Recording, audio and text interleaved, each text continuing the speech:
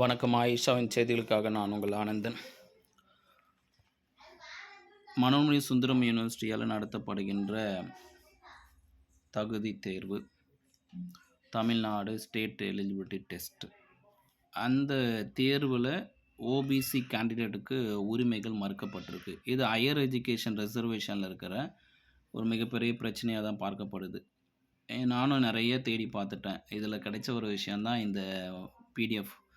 நம்ம லோக்சபாலையும் ராஜ்சபாலையும் பேசியிருக்காங்க. Eligibility criteria for reservation for SC, ST, OBC in higher education.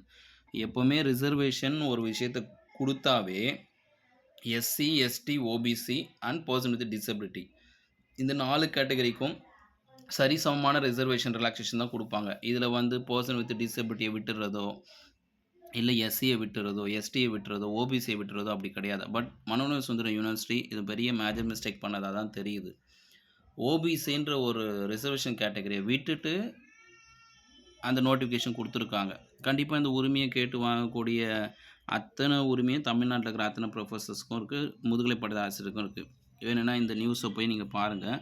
The press information bureau of government of India, ministry of human resource development என்ன கொடுத்துருக்காங்க? Eligibility criteria for reservation for SC, ST, OBC in higher education. Higher எஜுகேஷனுக்கு உள்ள reservation போனாவே இங்கே 3 பேருக்கும் சேர்த்து தான் கொடுக்கணும். இது ஜூலை 25, 2016 இதை இம்ப்ளிமெண்ட் பண்ணியிருக்காங்க. இது சாதாரணமாக இம்ப்ளிமெண்ட் பண்ணல. இது அமெண்ட்மெண்ட் சேஞ்சஸ். இது கிளியராக இப்போ போய் நீங்கள் தனியாக படித்து பார்த்தீங்கன்னா உங்களுக்கு நல்லாவே புரியும் இது எவ்வளோ பெரிய பிரச்சனையை போய் உருவாக்கியிருக்காங்கன்னு. இதில் கொடுத்துருக்காங்க பாருங்கள் கிளியராக. The University Grant Commission uses NET as informed candidate that belongs to scheduled caste SC, ST and other backward class category. அப்போ இந்த அதர் பேக்வர்ட் கிளாஸ்ன்ற வார்த்தையை மனோன்மணி சுந்தரம் யூனிவர்சிட்டி விட்டுட்டாங்கன்றது தான் உண்மை.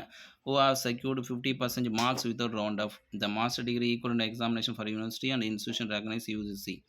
The eligible appearing of national eligible டெஸ்ட்டுக்கு நமக்கு இந்த 50% மார்க்ஸ் எலிஜிபிளாக கொடுக்குறாங்கன்ற விஷயத்தை எந்த அமெண்ட்மெண்ட்டில் கொடுத்துருக்காங்கன்னா பாருங்கள். 1 2 3 4 5 6th லைனில் இருக்குது பாருங்கள். The fourth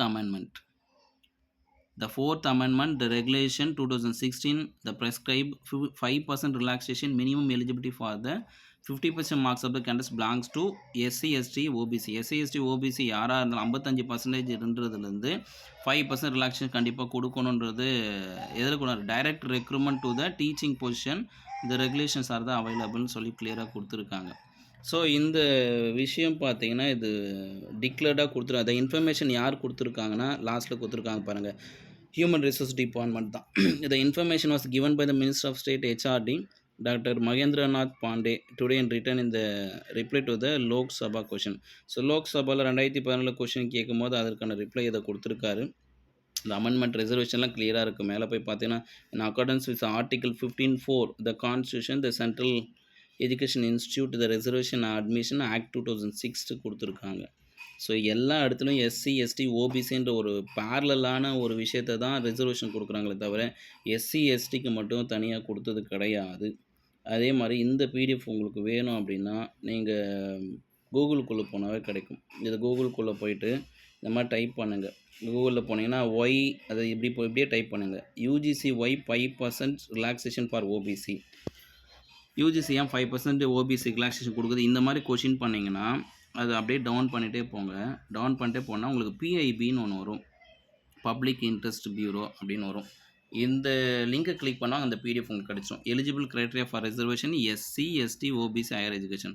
ஸோ ஹையர் எஜுகேஷனில் நம்ம எந்த ஒரு விஷயத்துக்கு போனாலும் 5% ரிலாக்ஸேஷன் எஸ்சி, எஸ்டி, ஓபிசி இருக்குது. இது 4th அமெண்ட்மெண்ட் ரெகுலேஷன் 2016.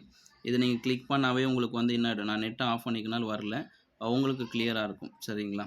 இதுதான் நான் கலெக்ட் பண்ண டீட்டெயில்ஸு. ஸோ உங்களுக்கு கண்டிப்பாக இது யூஸ்ஃபுல்லாக இருக்கும். அதே மாதிரி இதை போய் நம்ம எத்தனை தடவை தமிழ் இங்கிலீஷ் மாற்றி படித்தாலும் அதே தான் சொல்லுது. இங்கேயும் அதே தான். 4th அமெண்ட்மெண்ட்டில் 5% relaxation. இதுலேயும் கூட தமிழில் கிளியராக கொடுத்துருக்காங்க. தமிழில் நம்ம டிரான்ஸ்லேட் பண்ணி பார்த்தாலும் இதுதான் வருது. பட்டியல் சாதியினர் எஸ்சி, பழங்குடியினர் எஸ்டி மற்றும் இதர பிற்படுத்தப்பட்டோர் ஓபிசி பிரிவை சார்ந்த விண்ணப்பதாரர்கள் எந்த தமிழ்நாட்டில்னு இல்லை, இந்தியாவில் எந்த ஹையர் எஜுகேஷன்